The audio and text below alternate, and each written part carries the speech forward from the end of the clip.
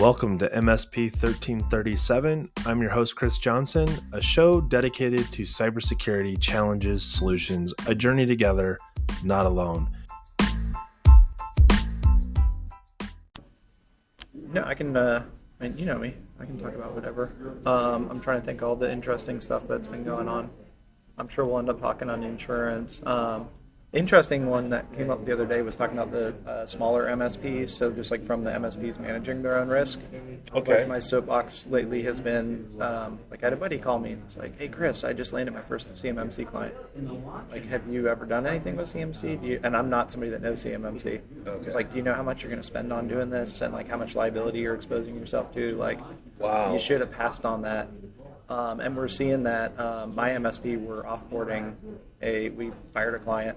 And they brought on, these guys are law firm experts, and on the first introduction call, they didn't know what iManage was, which is a document management system. They didn't know what a DMS is. I was like, guys, that's like critical. That'd be like coming into the MSP industry and not knowing what PSA is. Like, this is... So this is an actual law firm that didn't know? It was one of my MSP clients. Oh. We fired the firm for basically just being disorganized. They can't get it together, so they went out, they found a new MSP, law firm experts, right, and they come in and they don't even know the basics of what software a law firm uses. I've seen a lot of that. It's funny, it's 2025, and there's 3 products that if I was still doing an MSP today, I would heavily invest management time in. Fax infrastructure, digital faxing, phone systems, not necessarily physical phone systems, but like call PAS, auto attendance, automation with a lot of that, pull, push, to PSAs, that kind of thing. Right. Because I think what was around in 2000 hasn't really matured much beyond that, other than we're seeing some AI stuff in, voicemail summaries. And then the other one would be, what's the third one? Voice, fax. Oh, document imaging. Oh, like OCR and routing and all that? So in the late, 2001, I was part of a team we built for medical research for UC Berkeley, that I could take a hand-filled out labs results, a quality of life questionnaire, and all of the other documents, and send them through a fax machine, have it hit the eFax to go to a Windows direct folder. Right. That folder would get scanned by our app and suck it all into the database, all the data populated. They went from having 42 data entry people to 2. And living those 2 days was validate the data was accurate to the paperwork. No, that's awesome. It hasn't changed since then. Yeah. In fact, it's gotten worse. Well, and that's what part of this, everybody's like, oh, you need to be selling AI solutions, this, that, and the other, where it's like that kind of stuff. If you go vertical expertise, imagine if you were an MSP focused on small medical firms, and you go in and it's like, not only do we do, we can support your printers and blah, blah, blah, but also we have this cool stuff that we can build out for you. Like, that just sets you apart immediately. Yeah. You're not going in, you're not talking about your patching or your warranty reports or anything, but like, that's a cool, literally improving their business. So let's talk about that. Let's talk about the technology. It doesn't even have a lid. You opened it, not me. I did, but I thought I put the lid back on it.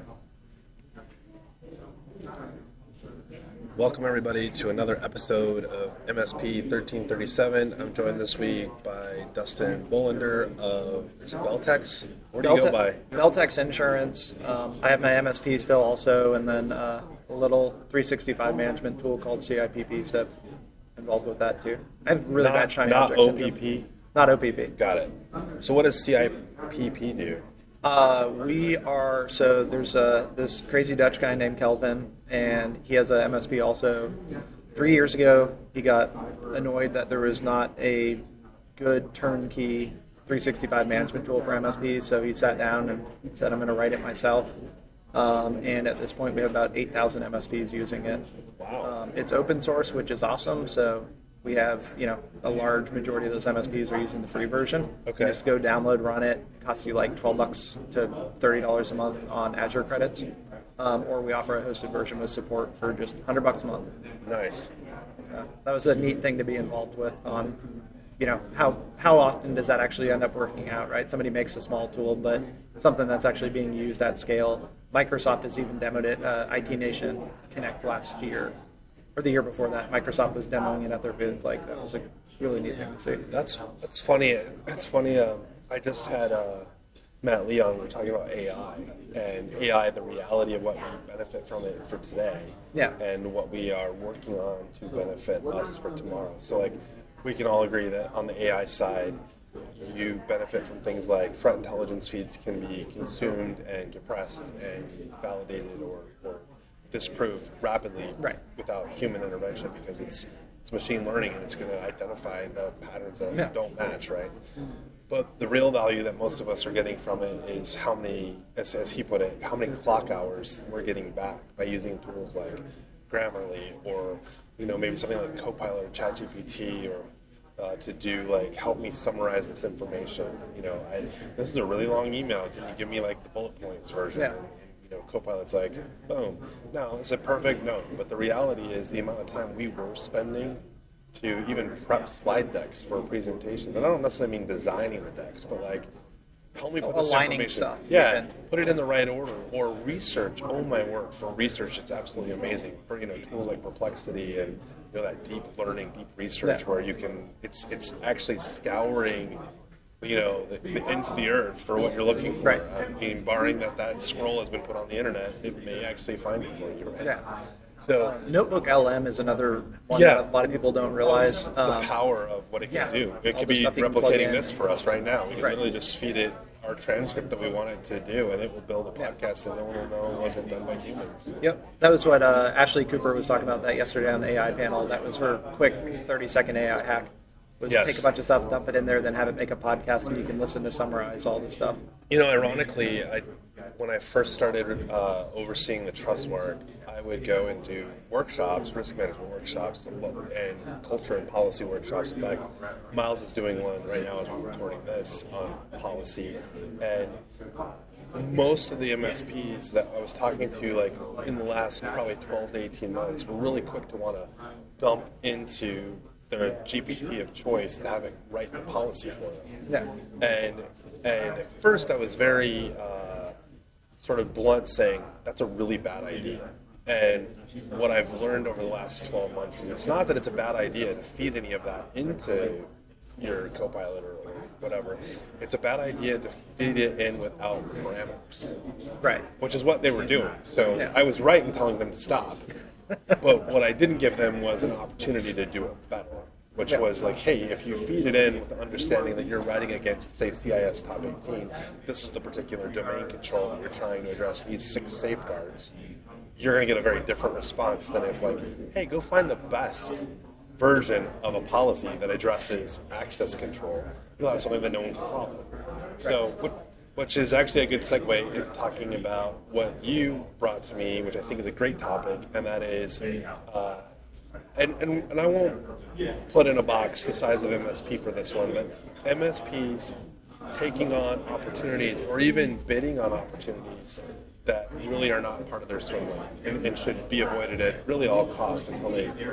Yeah, unless you're an expert. And I mean, I would even say on the vendor side, sometimes we see that too, where it's, could your tool be used to this, like, as a, kind of a adjacent thing? Like, yeah, but that's probably not, if you're a security vendor and you're not typically working with, FedRAMP, CMMC clients, can our tool do it? Like, oh yeah, sure, but is that something you really want to, you're creating risk for yourself, your clients, kind of thing. But the MSPs especially, the example that we had used whenever we were talking about it earlier was, I had a buddy come to me and he's like, hey Dustin, we're a CMMC at MSP now.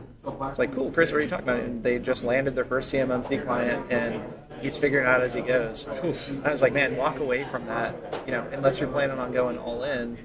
I'm a big fan of vertical focus in MSP space. Just knowing all the ins and outs of that. I think an MSP that's solid on their posture and understanding of technology that they use, I think can probably implement to the satisfaction of the safeguard for CMMC or otherwise without playing in that sandbox, right? Yeah. But to your point, the problem isn't the ability to deliver the check mark.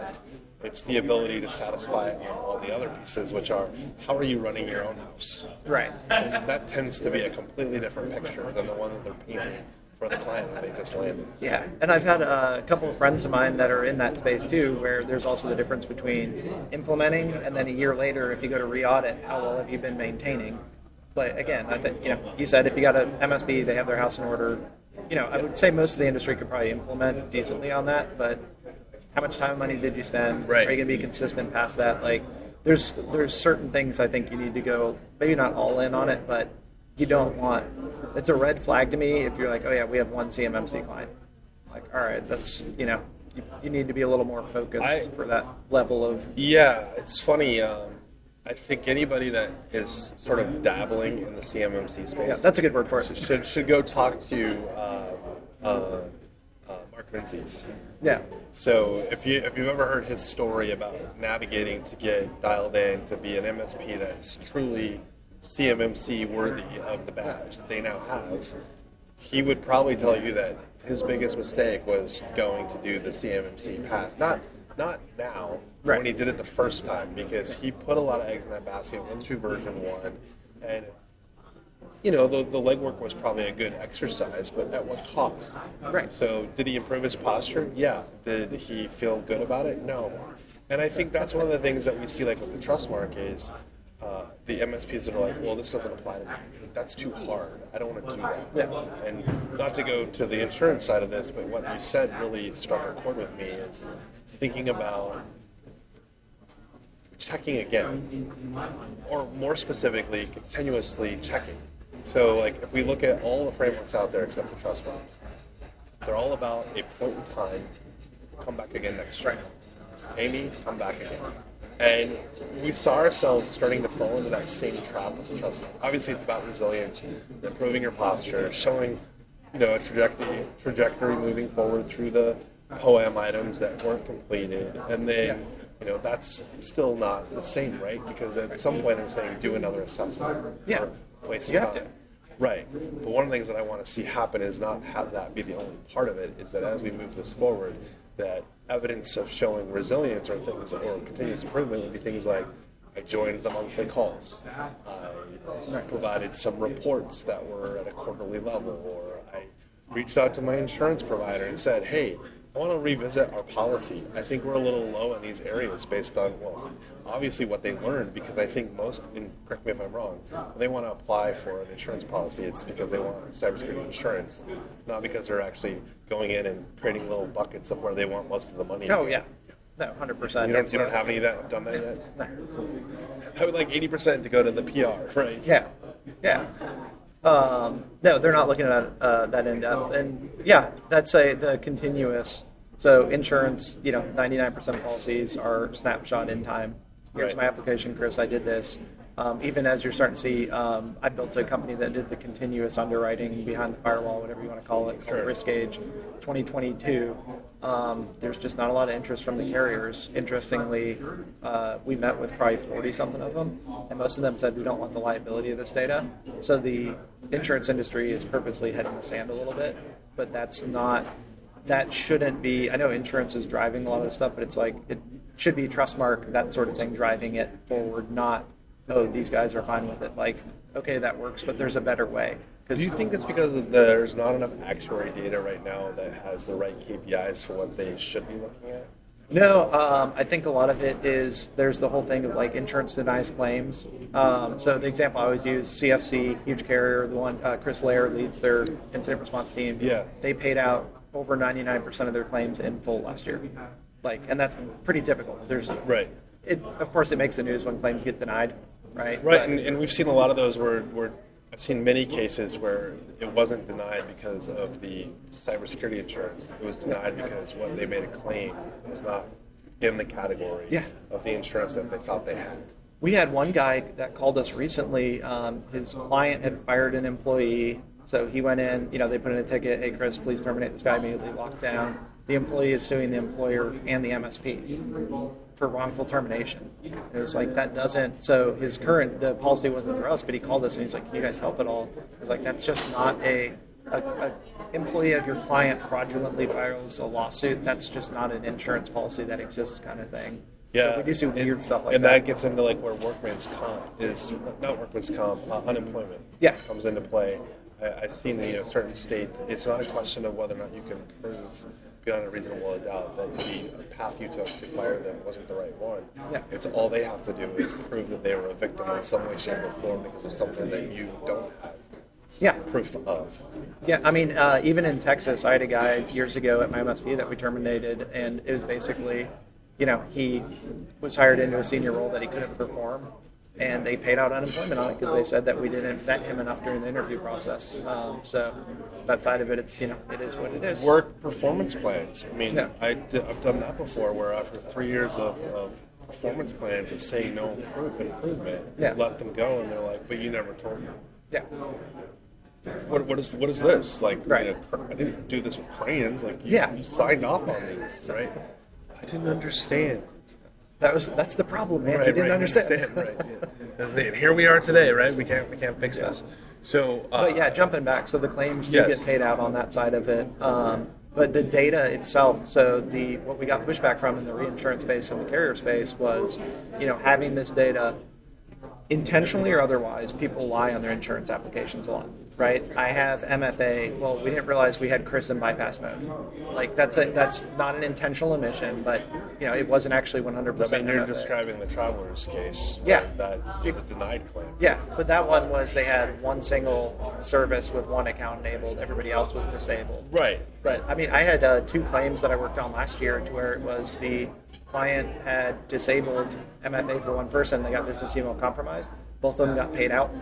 One of them, I think the carrier did a non-renewal of like, here's your claim. By the way, next year we're not renewing your policy. Sure. Find someone new. The other one, though, they did. It went up a bunch, but technically, and on their application, it was MFA in place, yes. Yeah. But then they just put somebody in bypass. So I think it's that liability because at that point that claim happens, and the carrier goes, "Oh, Chris, back in August you said yes on this. Okay, I guess it was on then. We're going to pay the claim out." But then if they have that behind the firewall data, at that point they're going to say no. So as somebody who spent a bunch of money and built one of those platforms, at this point I'm kind of just like, okay, maybe that's not necessarily.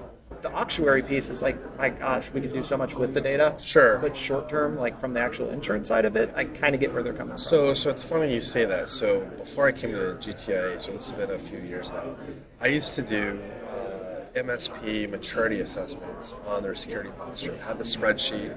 I want to say I got it from like Audit Scripts or one of those. It's like it walked through kind of a very generic NIST questionnaire that were written in the form of questions as opposed to safeguards. So like the question might be, do you have a firewall? Then the follow-up question might be, does it have IDS and IPS turned on? Yes or no? Those all kind of factored into this score, right? So it would take about 45 minutes if I was interviewing you for the questions. I could send you the spreadsheet, you could fill it out. So what I found is that if it was a business owner, whether I was asking them the questions or not, they tended to be a much higher score than when I got an engineer, a technical person on, and I did it with them. The third scenario was if I emailed it to them, I always got high scores because they're looking at the question, thinking that they're solving the answer. So what I uncovered was if I asked the question and you didn't have a quick response, after about 10 seconds I go, we can always come back to this. I'm just going to mark it no. Yeah. And they're like, well, what if, like, is this going to hurt my score? I'm like, this is a maturity score. Like, there's not like someone's going to come arrest you. And so I did that for like 4 years. And the average score, 0 being didn't answer any questions and 5 being perfect, the average overall was 2.7. Not bad, on average. But if you looked at the individual columns where it was doing an average of all 5 domains, areas like policy, lacking. Areas where they were really strong would be like respond and recover. Yeah. But on the things that they knew about, so it was a skewed, no matter how mature they seem to be, it's all skewed because the data that I needed to have, so yes, the 5 assets you know about, you're able to respond and recover quickly to those 5 assets. But it says over here that you don't have asset inventory under control. Right.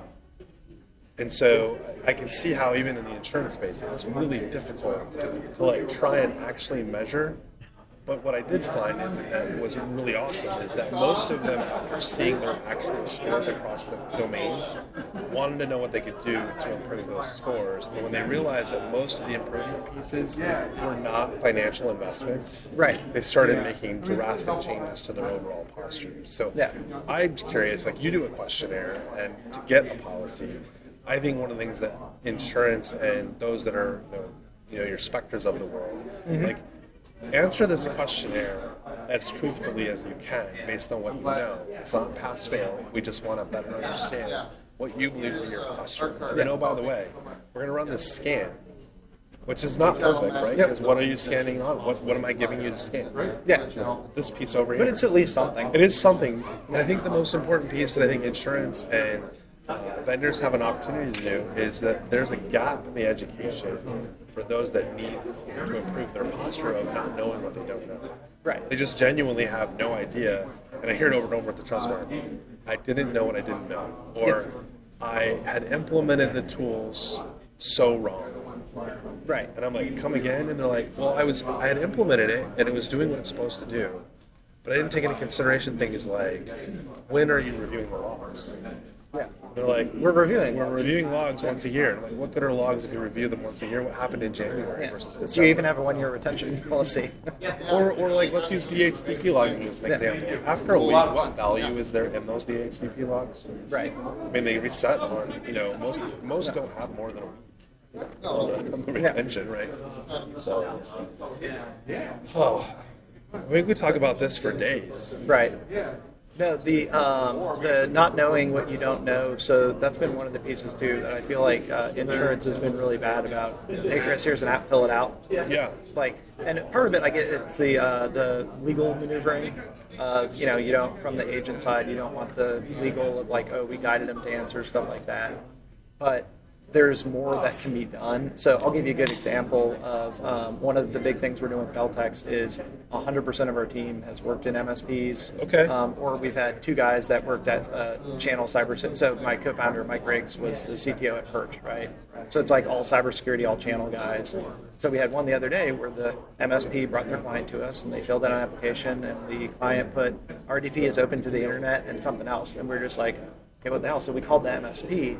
Like, hey, Chris, like, does this, and so he goes back, talked to them. One of them, they didn't understand the question, so they resubmitted. And the second one was like, oh, shoot, I've been getting them to do this. Like, so we sent an email as insurance, hey, you really want to make this change. And they did. And so then at that point, MSP is super happy, client just improved it. We're just a little bit of effort on it. I'm not saying we're coming in as like a virtual CISO, but pushing a little bit more. And then you said earlier on the financial piece of it, to where there's certain things, almost every insurance policy right now, cyber insurance, do you have basically like multiple human verification for wire transfer changes? Right. We're giving everybody a template on that. The MSPs get a template, the clients get a template, so if they don't have something, that application comes in, it's like, all right guys, stop for a minute. Can I give you this template? It has some stuff on there to customize it. And it's like, it doesn't cost them anything. Well, I have an episode that I will do in the probably not too distant future. We're letting the dust settle, but it's in the wire transfer category. And what's really crazy about it is the short version is the failure to follow process. Yep. Was the only reason that they were compromised. Yeah. So going back to the intentionality of where we started with like MSPs not swimming in their lane, I think this is another area where they need a whole lot more education than they currently have. Yeah. They are not equipped to understand the questionnaires very well. Yep.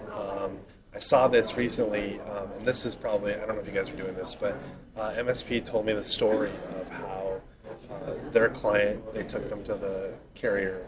Yeah. These are all things that need to be done. And the cost of what needed to be implemented in order for them to get insurance was just, let's just say it was 40 grand. So the policy said X dollars, and it was, let's just say it was 60 grand a year for the purchase. They sent that to the MSP as well as the client. The insurance said to the MSP, if you implement all of these things, their first year on their insurance policy will be minus the 40 grand. And they'll have the opportunity over the next 12 months to show their posture improvement, so when they renew, it can be even lower. And so this MSP is like, this is now the third client where we're getting paid by the client to do all of the remediation in order to qualify for insurance or to qualify for a better policy. Yep. I'm like, this should be a no-brainer for every MSP. Yeah. Get paid to fix it, make them feel good about their insurance, and lower your own risk. Yeah. Oh, we've had a ton of people that are like, coalitions coming in and pitching our client MDR. We've been trying to get them to use Blackpoint Huntress or whatever. And so if you can go back and see what's the discount look like if we bring a third-party MDR, and the numbers usually almost end up being the same. Yeah. And at that point, but the MSPs aren't asking; they're just saying, "Ooh, scary insurance." Which leverage that, do like the Uno reverse card, right? Right. On the insurance carrier where they're trying to sell those security services. Well, and a lot of them are risky too. And I'm not saying insurance companies that are selling that is risky necessarily. Yeah. It's that there are service providers that are linked to insurance carriers where they're like, they bring in fill in the blank tool. Oh yeah. And the path to removing that is not easy. Right. So if they do get in there, Yeah. you may never get them back out. Right. Yeah, and I would say none of the tools that I have seen have overly impressed me. Sure. From that standpoint. It's fine. It's like a good commodity MDR is a good way to put it. Right. But these guys are. My problem on that has been, we've heard the last several years of the MSP can't participate in the claim because you can't have both sides of the house. And now all of a sudden there's this rush, and it's the VC private equity funded companies that are doing it for the most part. Well, I had a really funny one. So the client had what they believed was an incident. They engaged a third party. Third party is like, we're bringing in this MDR tool. Yeah. Cool. The MDR tool that's coming in does not like the MDR tool that is already in. Yeah. So they're being asked to turn that MDR tool off to see what it missed. And I'm like, as soon as you flip that switch, you incur all the liability. And they're like, why? They're needing that. I go, their tool can be modified in the way in which it runs, so that's not a problem. And if it's going to be a problem, that's probably not who you want running the scan in your environment. Yeah. All right, Dustin. It's ridiculous on some. We had a claim last year that we were helping out with, and the IR provider came in and was, doing their thing, and then they got on with the policyholder and the MSP, and they said, hey guys, if you were using our MDR, this wouldn't have happened. And I was like, hold on a second. This attack got stopped in 5 minutes by the existing MDR that the MSP is providing, guys. Everything worked perfectly. Come on. Sure. We're running out of time, Dustin, and it's going to get really noisy in here, I think, in a minute. Any last words on, I think kind of the swim in your lane and what you've uncovered in working with insurance? Learn how to leverage it more. You kind of hit that nail on the head, right? Going through, being able to talk. Counterexample, pen tests for SMBs really don't move the needle. Sorry. But not knowing that, I've seen MSPs land that deal where they're like, oh, our current guys are selling us this, insurance requires it. It's like, no, it doesn't. Go get a quote and say, can I see a quote with and without a pen test? We did that for an MSP the other day for their insurance. It was going to save them like $20 on, they would have had to do a $10,000. I'm not picking on pen tests. Pen tests are great, but the ROI part of it. It's like buzzwords at the end of the day, right? You're like, oh, when you said I had to do a pen test, you meant vulnerability scan. Well, which one is it? Exactly. Clarify, learn those controls, and then learn how to leverage it. Well, for those of you listening, this has been an episode of MSP 1337. Thanks, and have a great week. That was funny. So the client had what they believed was an incident. They engaged a third party. Third party is like, we're bringing in this MDR tool. Yeah. Cool. The MDR tool that's coming in does not like the MDR tool that is already in. Yeah. So they're being asked to turn that MDR tool off to see what it missed. And I'm like, as soon as you flip that switch, you incur all the liability. And they're like, why? They're needing that. I go, their tool can be modified in the way in which it runs, so that's not a problem. And if it's going to be a problem, that's probably not who you want running the scan in your environment. Yeah. All right, Dustin. It's ridiculous on some. We had a claim last year that we were helping out with, and the IR provider came in and was, doing their thing, and then they got on with the policyholder and the MSP, and they said, hey guys, if you were using our MDR, this wouldn't have happened. And I was like, hold on a second. This attack got stopped in 5 minutes by the existing MDR that the MSP is providing, guys. Everything worked perfectly. Come on. Sure.